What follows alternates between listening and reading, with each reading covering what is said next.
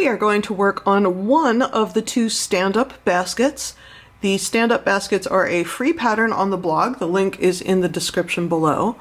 And there's two versions, one that has this wooden base on it and one that does not. And I want to talk about working with the bases. Now this particular base you can purchase from my shop, and I will put a discount code in the description below, but you can also get variations from other vendors. So this is not me trying to trick you into buying a wooden base from me, although if you would like one, I would like you to buy mine. Anyway, and we're also using a Bernat Maker Home deck for the yarn. It's really smooth, which I like. It's almost like a t-shirt yarn. It's not quite that thick. It's a chainette, but I like it because it made the basket stand up, thus the name on its side. And the other thing I liked, and I did not do this on purpose, I swear, it did it by itself. I like how it's almost making an argyle pattern. And again, this is not something I did on purpose. It's just the way the yarn worked out. So I'm using this variegated for the body. Then I used a couple of rows of the yellow gold for the top. I think it's called Sunset. I'd have to look. And then some crab stitch at the top. And this basket does sort of swoop in because it's so stiff on the bottom. There is another basket pattern on that blog post that does not use the base, that does not swoop in, if that's more your taste. But let's take a look at this basket base and talk about how to use it. So here is my naked basket base. You can paint these, by the way, if you want a different color, but that is a conversation for a different day. I do have another video up here on working with these bases in a different way, if you prefer. This is specifically for the basket that I showed earlier. So you're going to want to use a hook that is an I 5.5 millimeter, and here's why. No matter what gauge you want the rest of your project to be in, that's a 6 millimeter hole. So if you go with any bigger of a hook, you're not going to have room for it to go through and also bring your yarn back. The other thing I do is I tend to crochet over my tail, just because it's a nightmare to weave in later. You do you. So I'm keeping my tail yarn up here. I don't want it on the very edge like the top of the stitch because I don't really want to see it. But honestly, I think keeping it to the edge on the top side makes it so that you can't see it very well. So let me finish that single crochet.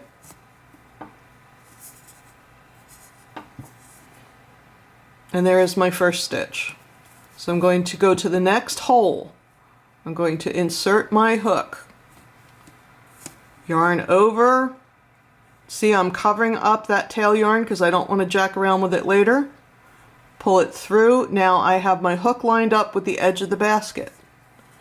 Yarn over, draw through 2. In the next hole, yarn over, draw it up. Draw it all the way up so I'm at the edge. And that, honestly, that's all there is to it. It's just like working in the top of a stitch of the row below.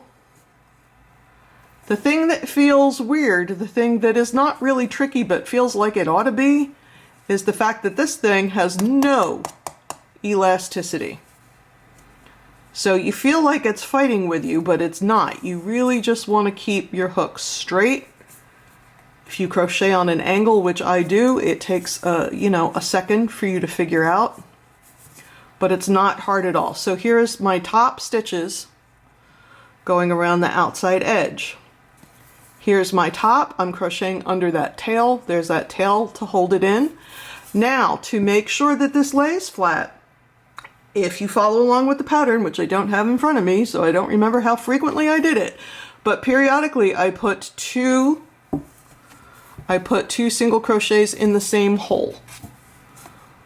And that is because there's a mathematic formula that I'm surprised how many people don't know that says, generally speaking, as a general rule, not 100% of the time, not every time, but as a general rule, if you were working a single crochet circle and you were working from the center out, to keep the piece flat, you're going to add 6 single crochets extra on every subsequent round. So I treated this just like it was a crocheted circle, like it is on the other basket, And I thought if I crochet all the way around, it's going to be a little bit tight. Whereas if I add 6 single crochets, so I'm going to say there's 48 holes on this, so I probably did an increase on every 8th hole. It would be more likely to lay flat. And then I was correct in that.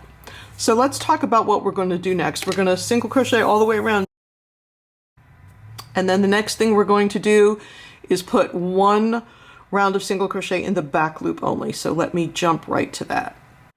So here we are at the end of my first round, and there's my tail. I'll trim that off later, but I have it tucked under some of those stitches. So the next thing I'm going to do is I am going to work a round of single crochet in the back loop only, and I'm not going to join in chain 1 because I don't want to see a round join. So it's very important to mark the first stitch of your round or you're not going to remember. And remember, we're working back loop only. So as you can see, there's 2 legs of the stitch. I'm only going to work in the back one. So I've inserted my hook under that back leg, yarn over, draw up a loop, yarn over, draw through 2. Now that is my first stitch of this round. So once again, I want to make sure and put my stitch marker in there or I'm going to have no idea what I'm doing. So I'm going to work in the back loop only all the way around.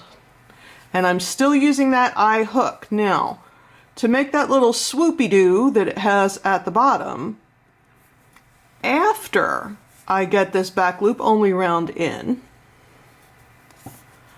I'm going to continue to work in single crochet, but I'm going to upsize my hook, not all in one swell foop, as they say, but I'm going to finish this row with my 5.5mm hook, round rather.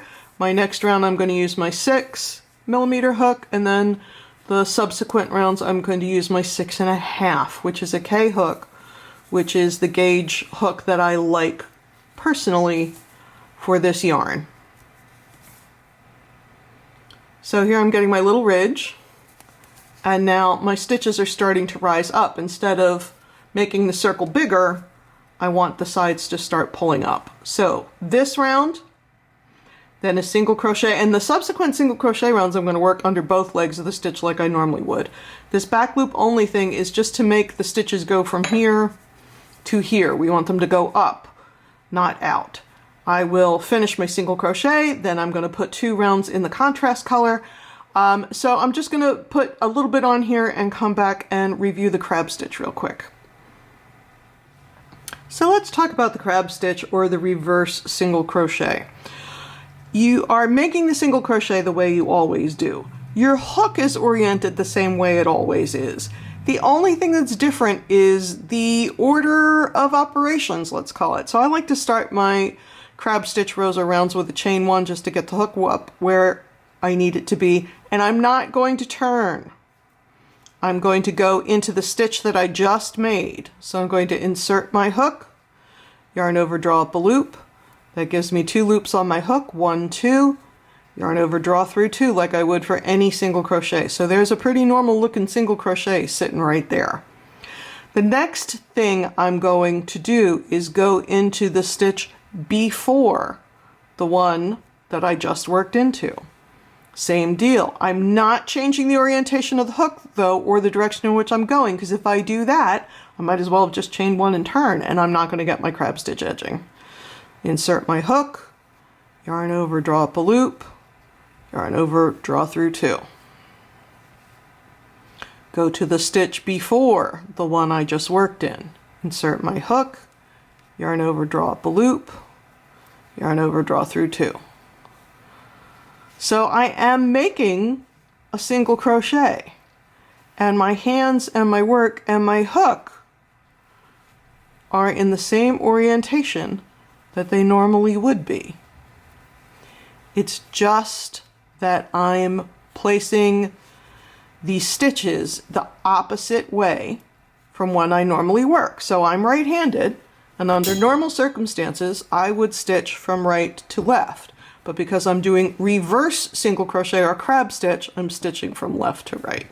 So there's my edging. It's sort of corded. It's very thick. I use this in a ton of projects. It's a really handy trick to have, but a lot of people kind of get confused if they read it in a book because it's hard to just see exactly what you're after. And there it is on our basket. So please like this video, please subscribe to the channel, check out the links below for the patterns or the basket bases or whatever else you're looking for. And thanks so much for joining me, and I look forward to seeing you again here real soon. Bye-bye.